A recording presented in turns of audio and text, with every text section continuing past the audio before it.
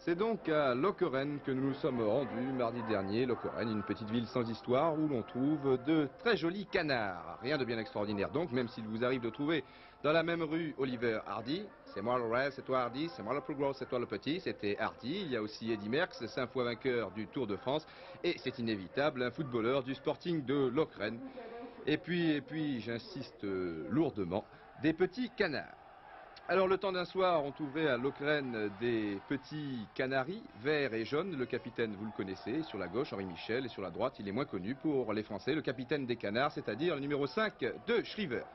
Et c'est incroyable, c'est Nantes qui fait le jeu en début de partie. Et ici, Rampillon est bien près d'ouvrir la marque. Malheureusement, c'est le mal du football français. Rampillon en a fait un peu trop. Il a voulu contrôler alors qu'il était sur son bon pied. Les Belges évoluent surtout en contre-attaque. Et sur l'une d'entre elles, Sneijder est bien près d'ouvrir la marque. Heureusement pour Nantes, Derzakarian était bien revenu sur la ligne. Mais c'est Nantes qui fait le jeu à l'extérieur avec Amis le plus souvent, ou alors Le Cornu ici, qui manque d'un rien cette reprise. Ce n'est pas terminé avec Baron-Kelly qui joue avant-centre. Mardi dernier, Bibar, le ballon est contré, finalement Rampillon. Mais sur cette action, Adoncor sera signalé hors jeu. Les Belges donc se contentent de voir venir et ils vont ouvrir la marque à la 21e minute par Lato suite à une erreur monumentale du capitaine Henri Michel. Il glisse, Lato a bien suivi comme toujours. 1-0 après 21 minutes de jeu. Donc 2-1 au total des deux matchs pour l'équipe de Lokeren. Toujours Nantes en action avec Rampillon, le gardien Hogenbaum qui tacle et Muller qui est contré. Pas de problème pour le gardien. Hogenbaum est toujours 1-0, on y croit. Côté supporter, mais à la 29e minute, sur cette passe de Verheyen, eh bien Lato donne un très bon ballon à Sneijder, 2-0, un but superbe.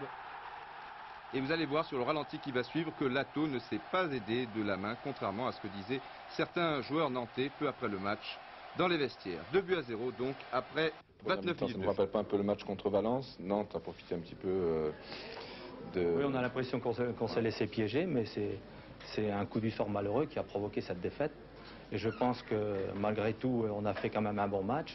Pourquoi? Parce que en première mi-temps, même si on était mené 2-0, on avait l'impression qu'on pouvait remonter.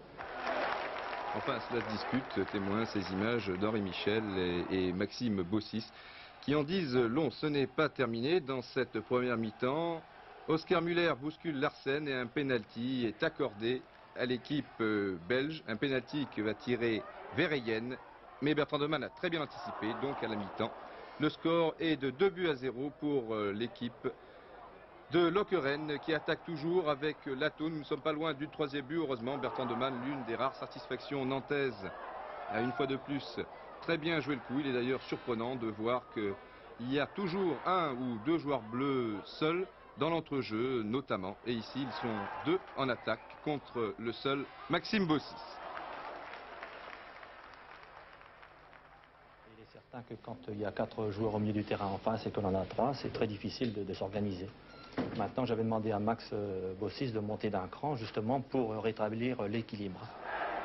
Et oui, mais Maxime Bossis a été gêné par cette tactique et il y avait toujours beaucoup de bleus dans l'entrejeu, beaucoup de joueurs démarqués. Ici, un nouveau coup franc accordé à l'équipe de Lokeren, un coup franc bien placé, environ 25 mètres, début de Bertrand Demann. Ils sont 5 pour le mur, mais c'est insuffisant. Il en aurait fallu un 6e à côté de Derzakarian. But de Verheyen, 3-0 après 61 minutes de jeu.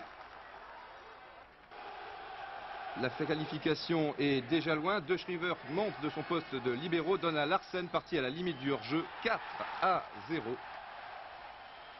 pour Lokeren. Alors que quelques minutes plus tard, Touré remplace Le Cornu. Les Nantais sont régulièrement débordés et sur cette action encore, un tir de Sneijder qui passe assez loin. Mais les Belges ont le mérite de tenter leur chance. Quelques erreurs tout de même, comme ici Somers qui veut redonner à Hogenbaum. Baron-Kelly s'est bien interposé, un véritable cadeau qui profite donc à l'avant-centre du FC Nantes. 4-1. Les Belges seront bien près de marquer 2 ou 3 nouveaux buts, notamment sur cette action de Moments. Mais là encore, Bertrand Demann était bien sorti finalement. Les joueurs de Nantes vont encore profiter d'un cadeau de la défense belge.